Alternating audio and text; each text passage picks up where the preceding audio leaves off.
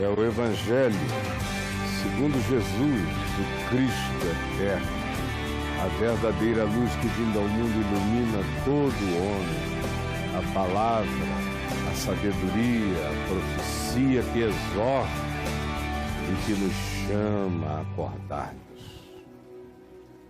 Hoje eu quero ler aqui no Evangelho de Mateus, no capítulo 25, do verso 14 em diante, mas antes fazendo a seguinte observação.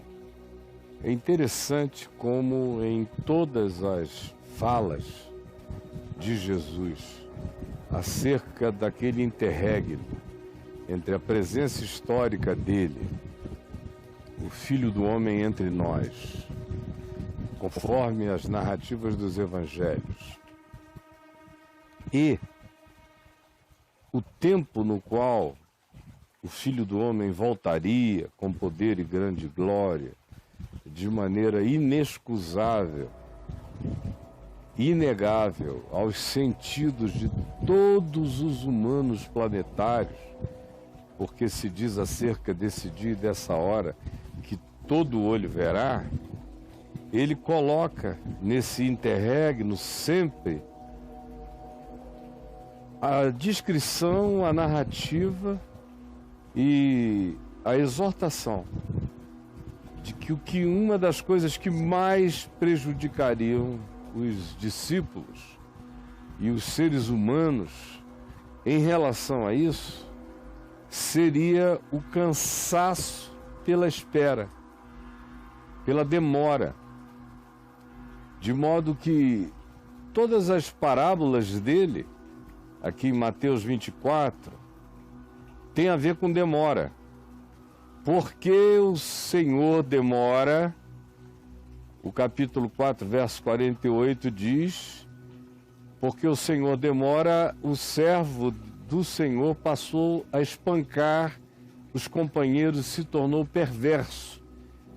Essa demora sem esperança, Jesus diz que iria perversificar o coração de muita gente. Aqui no início do capítulo 25, a parábola das virgens, a mesma coisa, porque o noivo tardava-se. Tardando o noivo, foram todas tomadas de sono e adormeceram. Essa demora pode produzir uma inatividade que conduz ao sono, que mata a esperança no sentido de tê-la ativa e nos mantendo de olhos abertos na vida, propulsionados pela esperança da sua vinda. Essa demora, Jesus diz que faz dormir a grande maioria.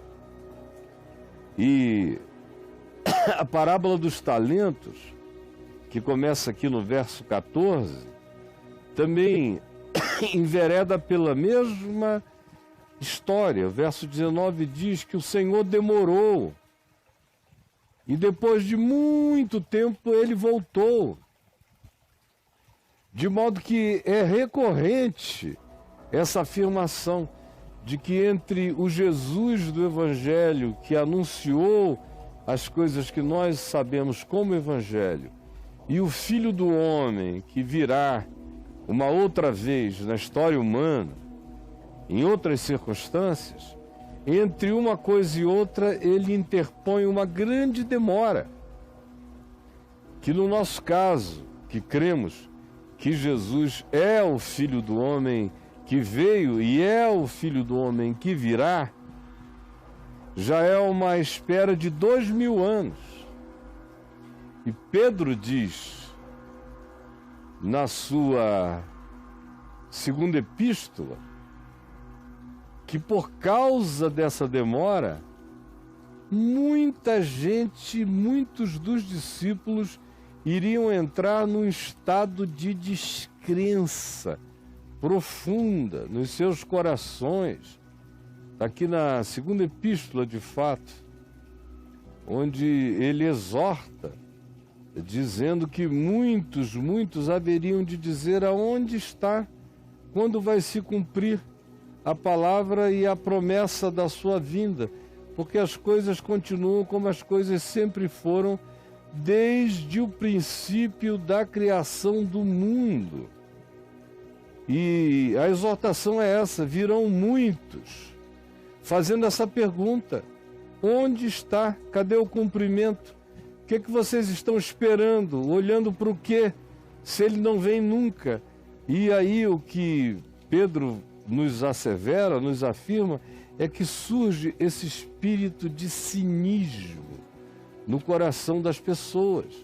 Elas vão entrando em estado de descrença.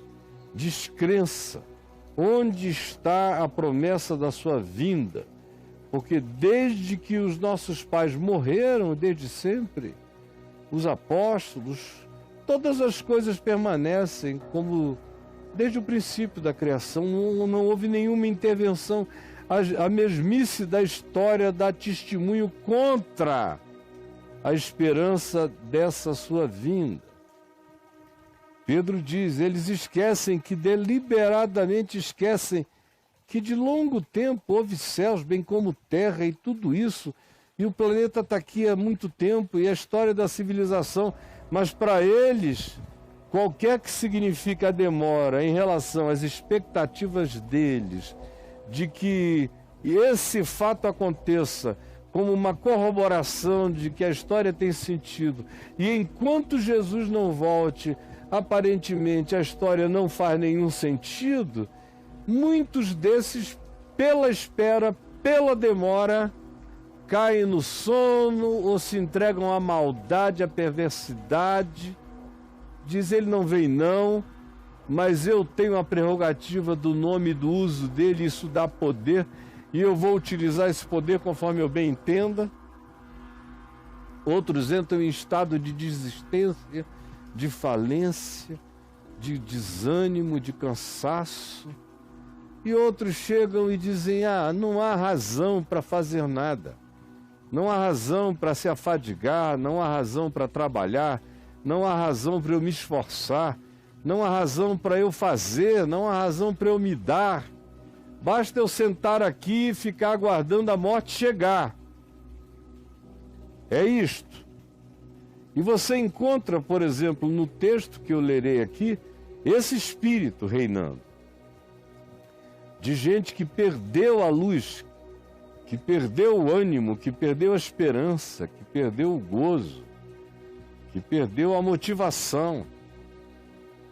Eu conheço gente muito linda, gente muito boa, mas que não presta atenção no estado desmotivacional no qual entrou e vai ficando com atitude lânguida, omissa, escondida, ou sonolenta, ou acomodada, ou muda quem um dia foi e piora, e alguns pioram contra a vida, pioram até a morte, como se diz aqui em Mateus 24, de 45 a 51. Mas no texto de hoje, que é esse que você está vendo aí na sua telinha, está dito o seguinte, Jesus falando, pois será esse tempo, esse interregno entre hoje, Jesus diria que eu estou contando essa história, e o dia em que eu voltarei, haverá um interregno, uma grande demora. É durante esse processo, essa demora, que vocês vão viver, que vocês vão existir, que a maioria de vocês vai ter que viver entre hoje, quando eu estou aqui na história, portanto há 2000 anos, e quando eu voltar. A vida de vocês vai acontecer na minha ausência. A vida dos discípulos vai acontecer sem a minha presença histórica, sem as minhas corroborações visíveis e cotidianas. Vai demorar, vai cansar. Haverá tentações para que você abandone a esperança que santifica você, que a esperança da volta dele me santifica, todo aquele que nele tem essa esperança se santifica, diz o apóstolo João na primeira epístola dele. E porque perdem essa esperança, se entregam à perversidade em nome dele. E ele passa a ser o negócio, a commodity da manipulação e da opressão, da venda, da barganha, em relação a esse indivíduo que tinha mais consciência e que perdeu a consciência pela perda da esperança e do amor e se entregou à perversidade religiosa, usando o nome do Senhor e maltratando, controlando e dominando o próximo. As virgens dormem, pedem o fogo. E você? Jesus diz que tem um outro tipo. Ele diz que nesse interregne não haverá aqueles que agirão de outro modo. Por exemplo, será como um homem, esse tempo, esse intervalo. Um homem que se ausentou do país. Jesus tratou esse intervalo usando a palavra ausência. A ausência de Deus, a ausência do Cristo, nas visibilizações históricas. É um tempo de vácuo, de poder constatável, de poder palpável, de poder apresentável. Então, nesse vácuo de poder entra tudo. Entra o religioso perverso, dominador, abusador. Entra aquele que perde a esperança e dorme em desalento. Entram outros nessa ausência. Mas o que Jesus diz é que durante essa ausência, ele chama os seus servos, que é equivalente a eu vos darei poder e sereis minhas testemunhas pelo mundo inteiro. Ele lhes confia seus bens, ele dá dons, ele dá talentos, ele traz capacitações, ele unge, ele ilumina, ele dá sabedoria, ele acende o fogo da motivação.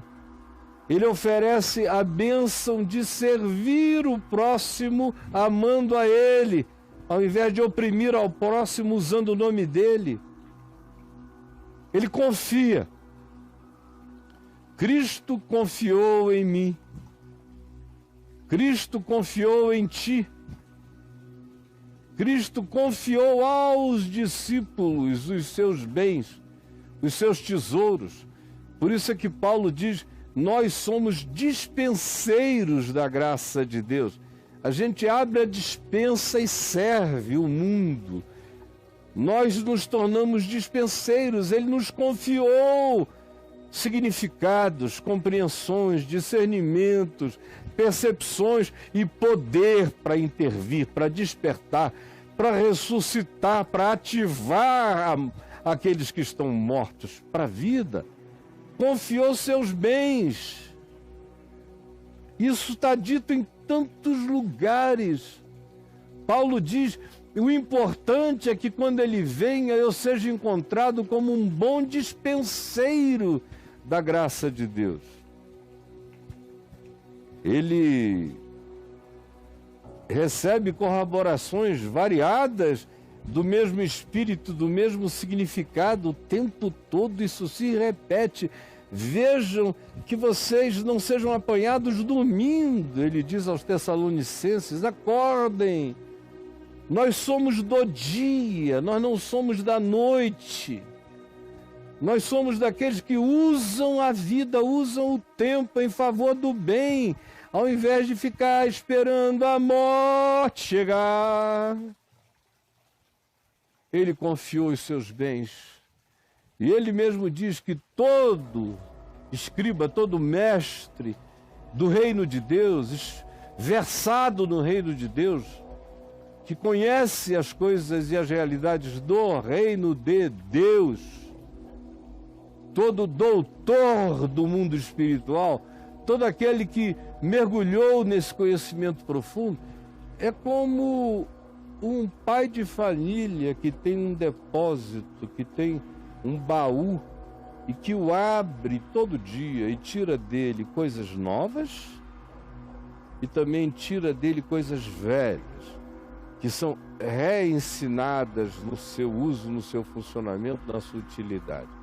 São imagens que Jesus usa para designar o que pode acontecer nesse intervalo, que é exatamente o dia de hoje. O dia que eu estou vivendo hoje é o dia da ausência, é o dia do risco do sono, é o dia da tentação para eu me tornar mal e passar a usar o nome de Deus para me enriquecer, para manipular o meu próximo, para reunir poder sobre mim, usando o nome de Jesus como commodity e praticando isso contra Deus, contra Cristo, contra o próximo e, sobretudo, contra mim, porque grande será o juízo que me visitará. Então Jesus diz: pois será esse intervalo, assim como um homem que se ausentou do país, chamou os seus servos e lhes confiou os seus bens. A um dos seus servos deu 5 talentos, 5 possibilidades singulares, únicas, recursos potenciais, dons, capacitações, inteligência. Deu, é dele, Deus deu, é graça.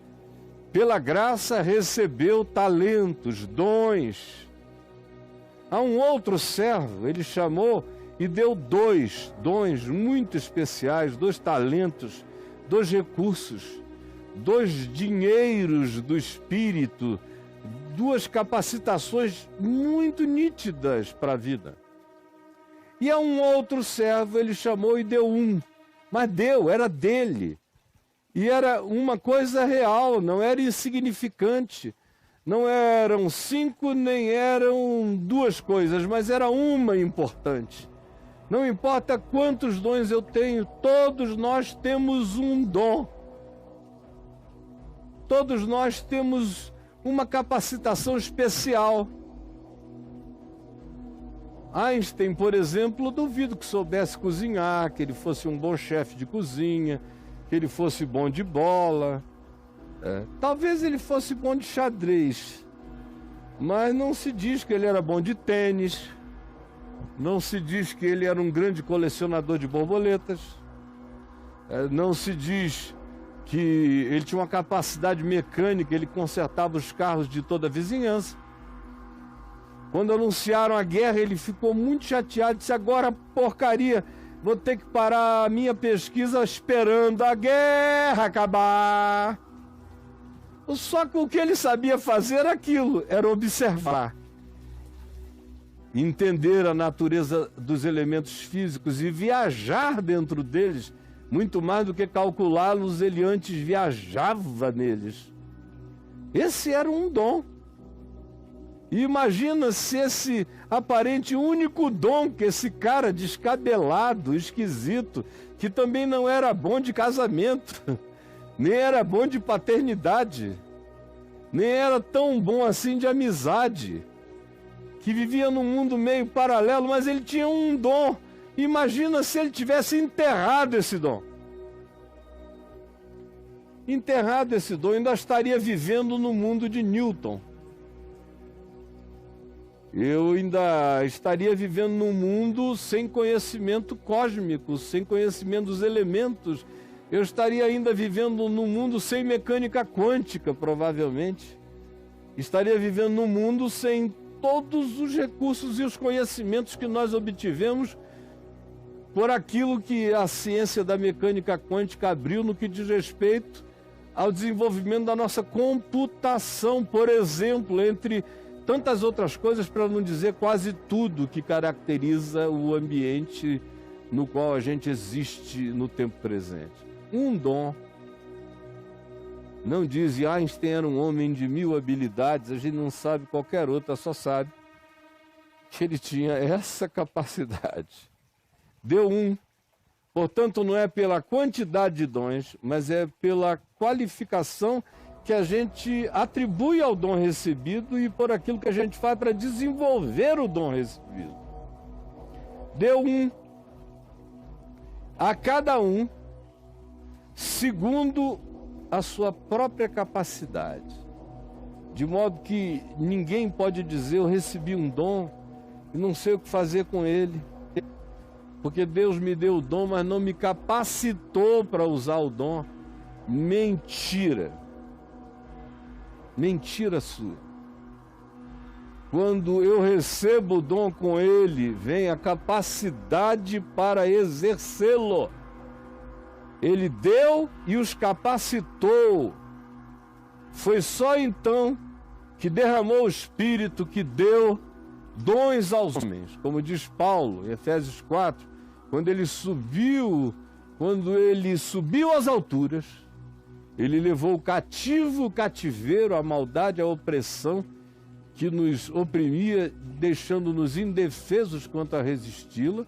Ele nos deu poder para enfrentar o cativeiro, nos libertou do império das trevas, nos transportou em si mesmo para o reino do Filho do seu amor e concedeu dons.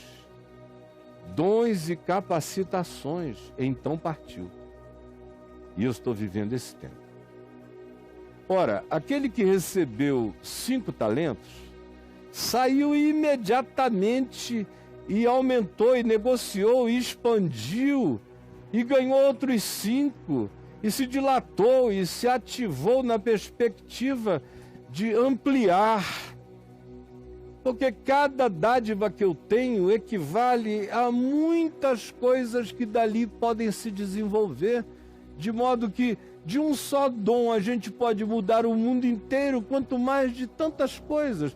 Cada coisa que Deus me dá pode se transformar em algo exponencialmente, infinitamente maior.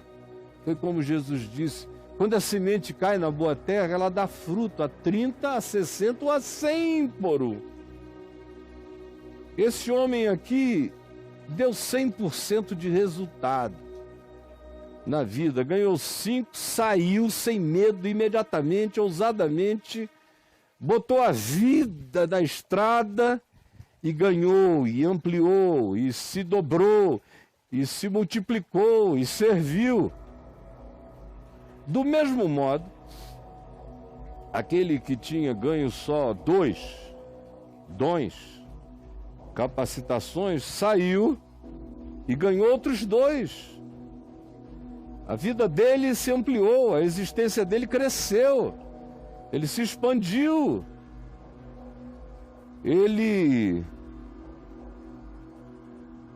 proliferou o recurso que a graça trouxe sobre ele. É aquela história do dom da vida, da lição da vida, que o pai chama o filho e diz, meu filho, eu quero lhe ensinar hoje a lição da vida. Aí o filho pergunta, qual é, pai? E o pai diz, é a vaca. Aí o filho diz, como a vaca, pai? Por quê? O pai diz, pense. O filho pensou e disse, já sei, é porque ela dá leite. E o pai disse, não, ela tem leite, mas não dá para ninguém. Ela permite que você acesse o leite, mas você tem que tirar. A graça de Deus é assim, ela é uma dádiva. Está lá com essas tetas cheias do genuíno leite espiritual, que nos dá crescimento para a salvação, como disse Pedro na primeira epístola dele. Está lá. Agora, você tem que tirar, ela não está dando, não está pingando. É aquele que sai andando e chorando enquanto semeia, que volta com júbilo trazendo seus feixes. A graça me está dada, e me foi dado também o poder de desejá-la, de querer e de buscá-la para mim, no sentido de que ela é gratuitamente oferecida, e eu reajo a essa gratuidade com a ação correspondente. Do contrário, a graça foi dada em vão para mim. Em vão. Do mesmo modo, o que recebera 2 ganhou outros 2, mas o que recebera 1 Imagina, se fosse o Einstein, recebeu um, falou, tudo que eu sei fazer só cabe em papel, em conta. Tudo que eu sei fazer é observar o invisível. Não tem nenhuma utilidade, mas não. Ele creu que aquele era um dom sublime. Era um só. Mas valia mais que o mundo inteiro, porque era uma dádiva de Deus para mim. Aqui, no entanto, é diferente. O que recebera um dom, menosprezou a graça e, saindo, abriu uma cova e escondeu o dom, escondeu o talento, escondeu o dinheiro, escondeu o recurso, escondeu o dinheiro do seu Senhor. Não manifestou a graça, não manifestou o dom. Fez a graça, a riqueza, o recurso, a inteligência, o poder, a sensibilidade, a capacitação se tornarem ocas e vãs. Escondeu. Quem olhasse para aquela pessoa jamais imaginaria que ela tinha um recurso, quem sabe extraordinário, era um só, mas ela escondeu. Isso é horrível. Dá uma tristeza enorme. Quando você vê pessoas que você olha e vê a graça de Deus na vida delas, a inteligência, a capacidade, o que aquilo ali na mão de Deus produziria. Como aquela pessoa seria um perigo para o inferno, se ela exercesse o seu dom com toda a graça, com toda a capacidade, com toda a alegria de ela própria ter sido aquinhoada. E nessa hora não adianta vir com nenhum argumento de transferência, do tipo, o meu eu escondi porque o que tinha 5 já tinha dobrado, porque o que tinha 2 também já tinha dobrado, para que eu só tinha 1? Aí começam as construções dos argumentos da mentira, da justificação para o enterramento da graça, do dom, do potencial, do recurso. Eu vejo tanta gente linda enterrando a graça de Deus na vida, gente maravilhosa. Aqui começa assim, começa a lâmpada, piscando. Daqui a pouco apaga, né? Apaga. Começou a negar fogo, daqui a pouco vai embora. E tem gente assim, que pega, recebe, e ao invés de ir para a vida, se esconde. Se esconde, se esconde, que tristeza. E o pior é quando você vê essas pessoas se esconderem e ainda ficam do seu lugar de inoperância criticando os que estão fazendo. Quem não faz tem que ficar mudo. Só tem direito de dizer alguma coisa quem pegou 5 e multiplicou, quem pegou 2 e expandiu. Quem pegou o seu e enterrou, calado. Calado, não abra mais a boca, você não tem opiniões a dar. Não tem. E eu fico de fato irritado e triste quando eu vejo isso. O cara pegar a graça de Deus, abrir um buraco e enterrar. Deitar em cima e ficar assistindo a morte chegar. Escondeu o que era de Deus na vida dele, ao invés de pegar o que Deus deu a ele e botar para fora com avidez, aumentando mais e mais todo dia, se dispondo.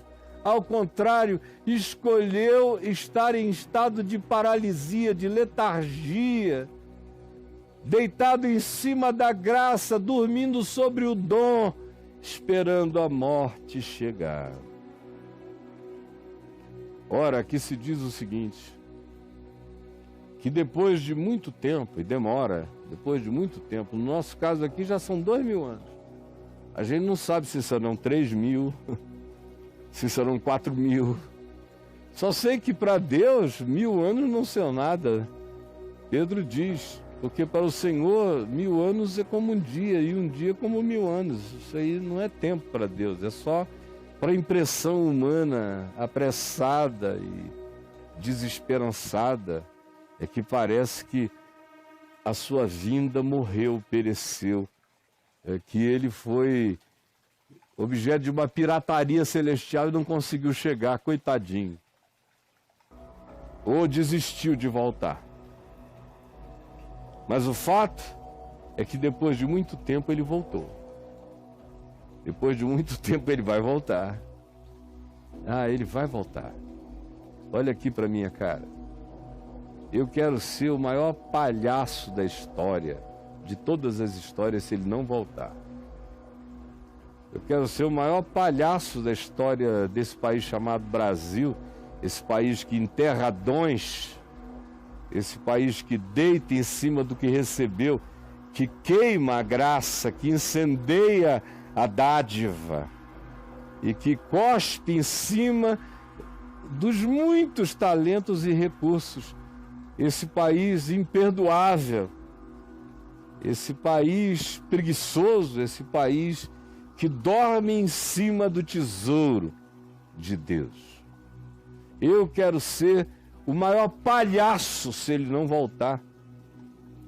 Ele voltará, e o palhaço dessa história não sou eu. Depois de muito tempo voltou o Senhor. Voltou o Senhor daqueles servos que ficavam dizendo, ele é o meu Senhor, ele vai voltar. E ajustou contas com eles. Cada um vai se apresentar a Deus para responder segundo o que recebeu. Não há permissão de omissão no reino de Deus. O reino de Deus não é dos covardes, os covardes são os omissos. O reino de Deus não é dos preguiçosos, os preguiçosos são esses que deitam em cima da graça e a tornam vã. Não importa qual seja a tentativa de argumento. O Senhor ajustou conta com cada um deles. Então, aproximando-se o que recebera 5 talentos, entregou outros 5, dizendo, Senhor, confiaste-me 5 talentos, eis aqui outros 5 talentos que eu ordenhei, que eu tirei. Tu me deste e eu peguei, ordenhei e olha aqui como tem mais. Nesse a graça de Deus foi ativada e não se tornou vã. Disse-lhe o Senhor, muito bem, servo bom e fiel, foste fiel no pouco, 5 talentinhos, agora sobre o muito, inimaginavelmente maior eu te colocarei. Entra aqui no gozo do teu Senhor, no gozo do teu Senhor. E aproximando-se também, o que recebera 2 talentos, disse, Senhor, 2 talentos tu me confiaste, aqui tem outros 2 que eu ganhei. Tu me deste a vaca cheia de leite, eu estendi a mão e ordenhei. Eis aqui o fruto do encontro da graça que tu me deste com a graça com a qual tu me ativaste para explorar o potencial máximo do recurso que tu me confiaste na vida, na história, para viver nesse interregno até que tu voltes. Então, disse-lhe o Senhor, muito bem, servo bom, servo fiel, foste fiel do pouquinho, sobre o muito eu te colocarei.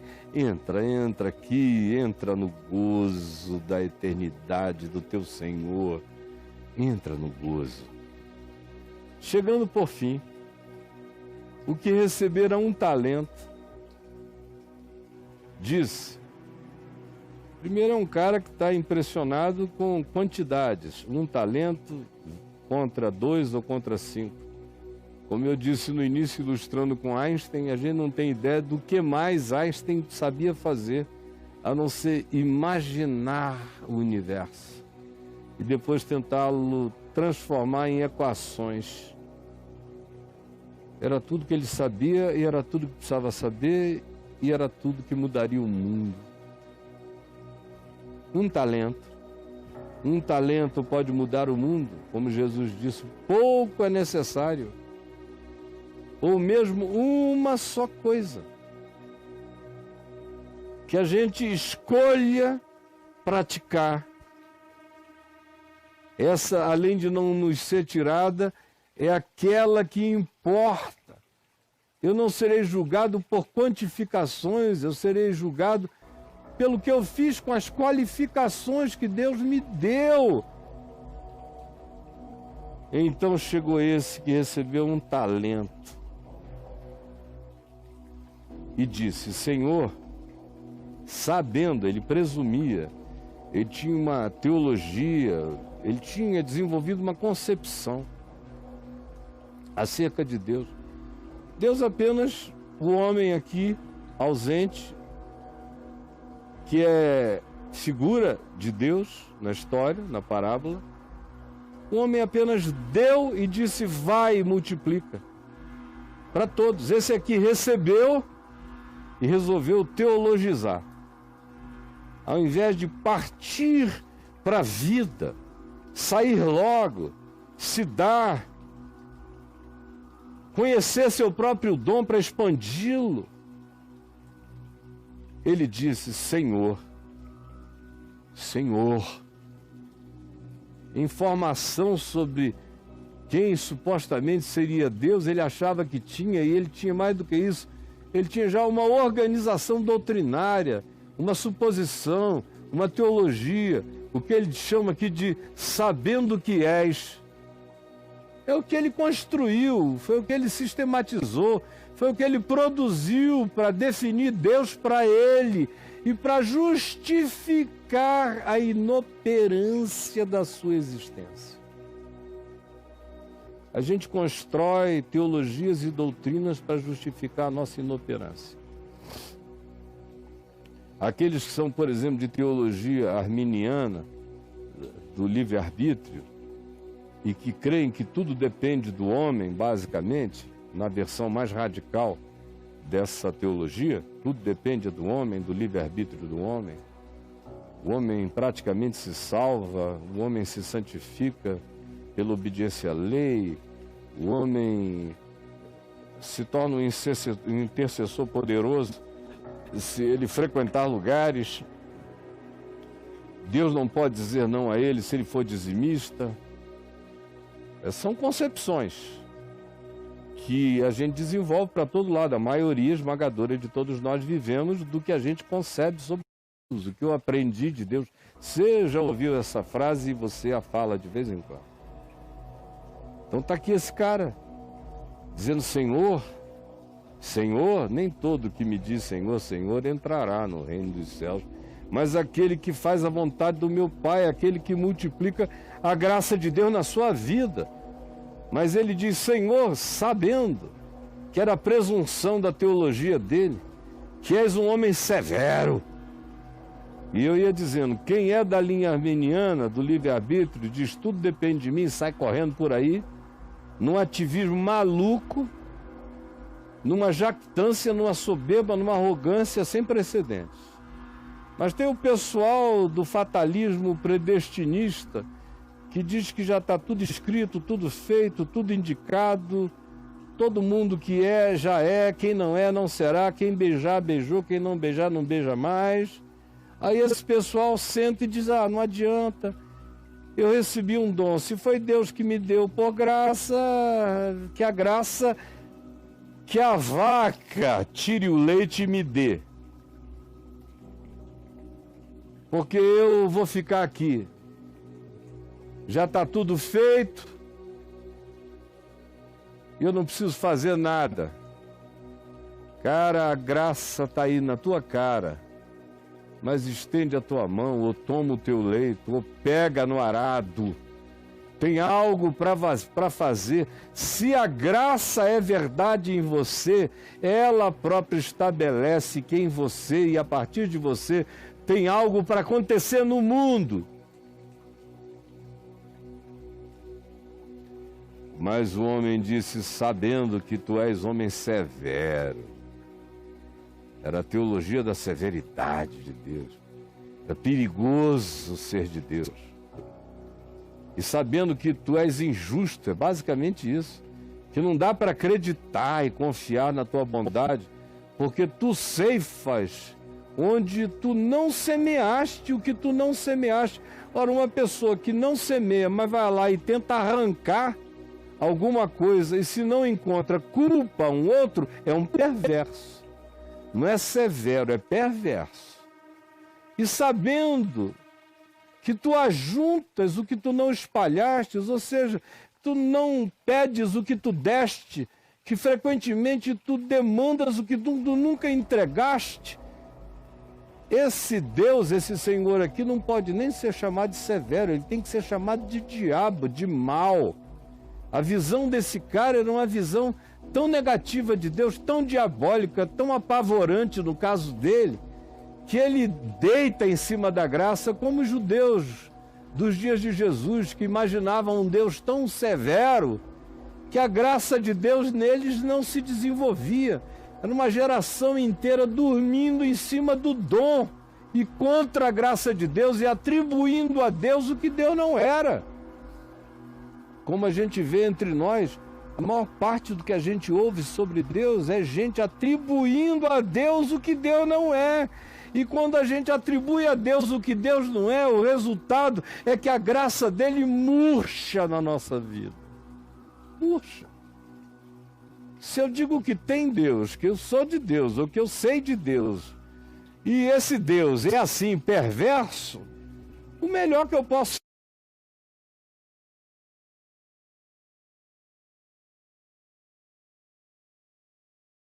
Esse foi o caso que Jesus elegeu, porque tinha a ver com os judeus que estavam ali assistindo essa parábola também, e sabendo dela, e dormiam sobre a graça, enquanto outros estavam deixando a graça crescer e se multiplicar nas suas vidas de maneira extraordinária, segundo o potencial de cada um. Aí ele diz, eu com medo de ti, receoso, apavorado, escondi, cavei na terra um buraco. E ali eu coloquei o que é teu. Aqui tens o que é teu. Deus disse, é teu. Mas ele diz para Deus, não é meu, é teu. É o cara que não quer a graça de Deus, que tem medo da graça, que tem pânico da graça. Deus diz, é teu. E ele olha em terra e diz, não é meu, é teu. É o cara que quer passar pela vida sem ter compromisso com a multiplicação da graça de Deus na sua vida. Respondeu a ele o Senhor, você é um servo mau. Diferentemente dos outros a quem ele disse, você é um servo bom.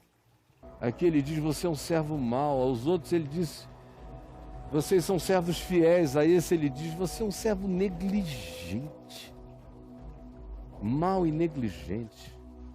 É como ele chama esse que recebe a graça, enterra a graça, senta em cima, esperando a morte chegar.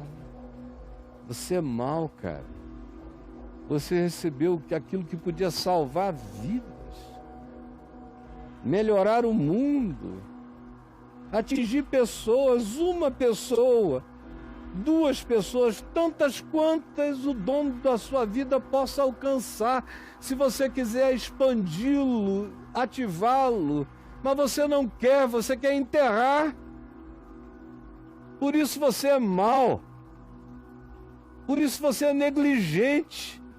Você não está sendo mal com uma bolsa do CNPq que você não quis utilizar para estudar em tempos tão difíceis. Você está sendo mal com uma bolsa eterna que te foi dada, para com ela você abençoar a vida E você escondeu e se omitiu do privilégio de se multiplicar na existência e de aumentar o bem possível. Essa sua omissão é perversa, porque perverso é o olhar com o qual você interpreta a vida, você interpreta Deus, você interpreta tudo. Você é mau e negligente. Se tu pensas isto que tu dizes que pensas, a saber, que eu ceifo onde eu não semeei e que eu ajunto o que eu não espalhei? Tu pensas assim de mim mesmo?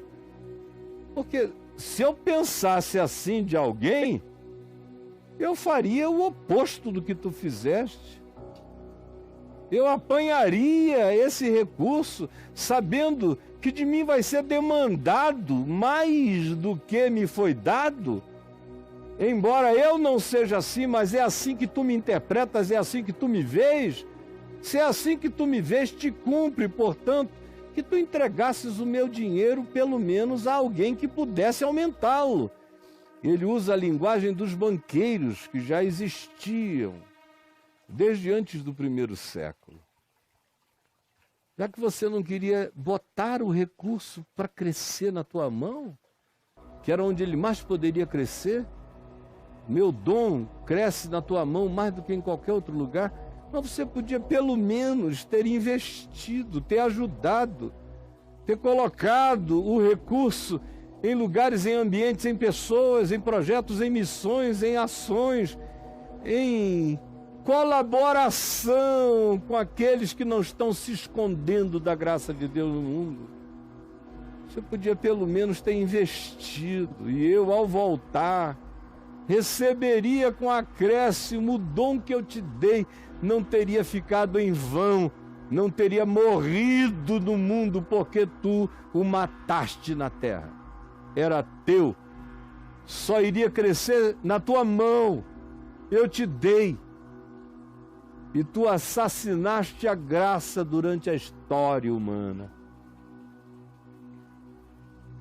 Aí diz o Senhor: tirai dele o talento e dai-o ao que tem 10. Tirai dele, desse que senta em cima da graça, que impede, que entope o fluxo da graça e da vida. Tirem o que é dele e deem a quem tem mais, porque a todo que tem se lhe dará, e terá em abundância. Quem tem se ativa em relação ao que tem, esse crescerá, se expandirá, terá em abundância. Mas ao que não tem, e ainda senta em cima do que recebe, até o que tem lhe será tirado. Interessante é que Jesus diz: mas ao que não tem, porque o não ter não significa não ter recebido, o não ter significa não ter expandido o que recebeu.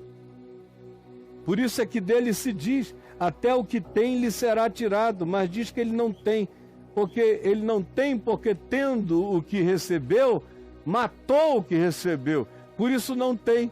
Todavia ele tinha aquela graça que agora será dada a um outro, será transferida para outros, porque a graça de Deus não vai morrer com você, que não quer ser despertado para que a graça se multiplique, se expanda, se desenvolva e cresça e não seja vã nas suas vidas.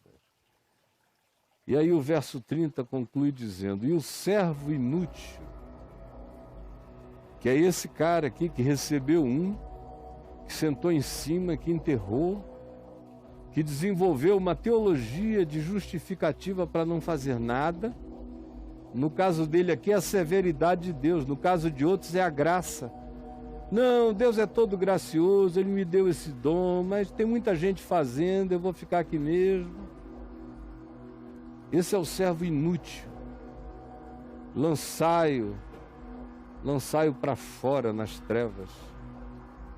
Ali haverá choro e ranger de dentes. Esse aqui é pior do que o servo inútil. No Evangelho, o servo inútil é aquele que faz todas as coisas que lhe foram mandadas. E quando termina, termina. Jesus diz que o servo inútil é aquele que faz exclusivamente aquilo que dele é pedido, mas que não consegue ter iniciativa própria para fazer nada mais do que está descrito como tarefa dele. Isso, no contexto amplo do Evangelho, se designa como servo inútil. Esse aqui é menos que inútil. Esse aqui é um entupidor de graça. Esse aqui é um infarto. É um infarto nas artérias da vida, entupindo artérias coronárias, impedindo a oxigenação do fluxo melhor da vida. E tem gente, a maioria dos cristãos e do mundo inteiro vivem assim, esperando a morte chegar. Que miséria! E eu repito o que eu disse 4 vezes no início. Muitas vezes é gente muito boa, gente boa. Mas eu já falei demais, minha gente, já falei demais. Jesus deu para entender e tu vais fazer todos entenderem. Eu te peço que aconteça esse milagre agora.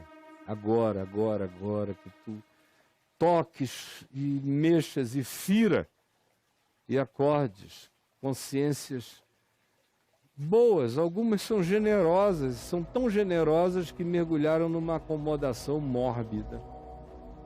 Outros são perversos e negligentes e pensam o pior de ti, escondem a graça na vida e sentam em cima do buraco. Tem compaixão de nós, salva-nos dessa omissão perversa. Em nome de Jesus. Amém, amém.